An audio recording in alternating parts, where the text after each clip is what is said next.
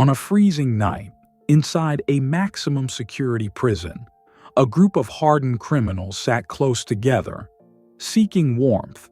They joked and talked, just to kill the boredom.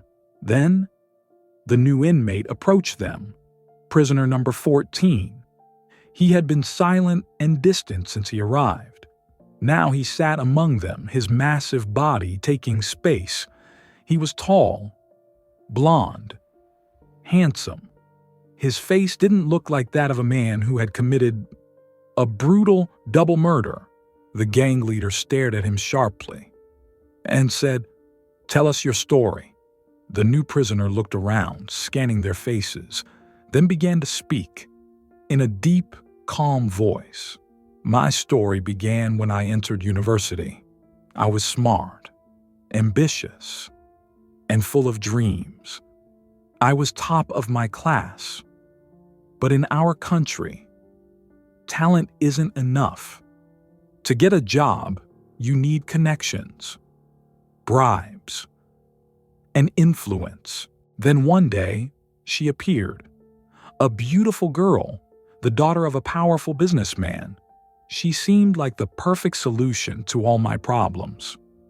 One of the inmates interrupted, "So, you killed her and took her money?" He smiled coldly. "No, my friend. Let me finish. I got close to her, using every trick I had, and a little bit of acting. My motto was simple: the end justifies the means. She fell for me. We got married right after graduation.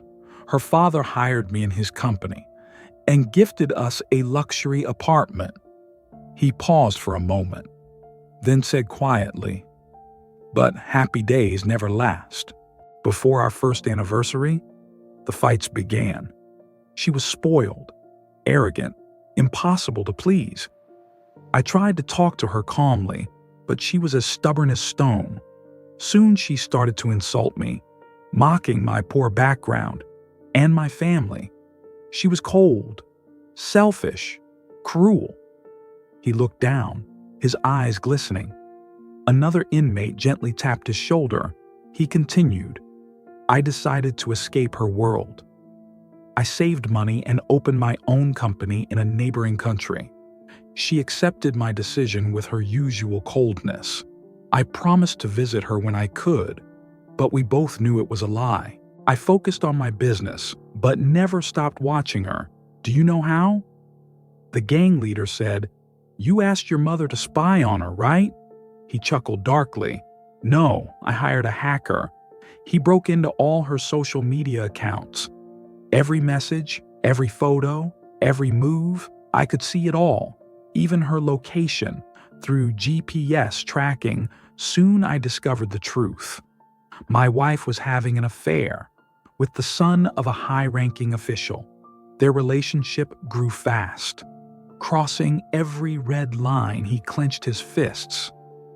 In their last chat, they planned a weekend together, in a private villa outside the city. That man thought his power made him untouchable, but he forgot something. The price of honor is blood." He took a slow breath. "I planned everything carefully. I changed my look, wore a cap and dark glasses. I left my house at night through a back window.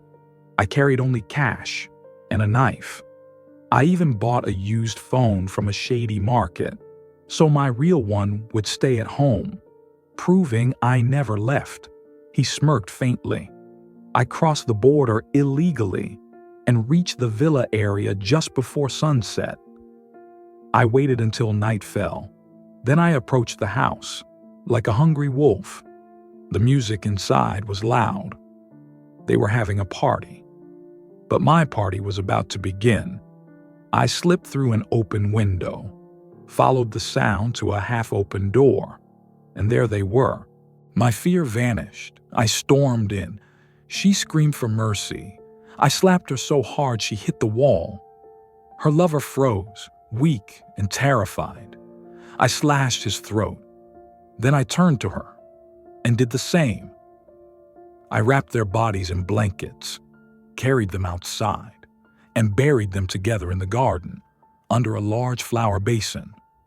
I covered the soil and smiled bitterly. They were finally side by side, just like in life. I cleaned the scene carefully.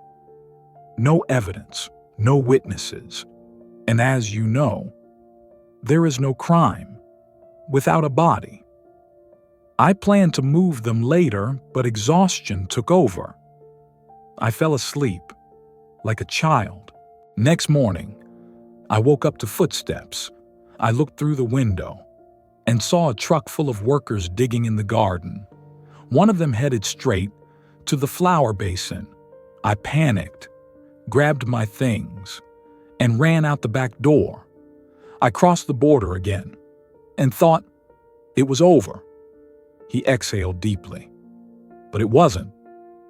After the bodies were found, I was called in. I acted like the grieving husband, and I think I played the part well. But her father's eyes pierced right through me. The police searched everything, no clues. My alibi was solid. After the funeral, I went to the airport, but a suspicious officer stopped me. He and his team searched my luggage and found a large bag full of drugs. I was shocked, speechless. They handcuffed me and dragged me to their car. In the back seat, one officer sat beside me. I swore I was innocent. He looked at me and said quietly, "I believe you, sir." I frowned. "What?" He smiled coldly. "You heard me. You're innocent. But your father-in-law sends his regards."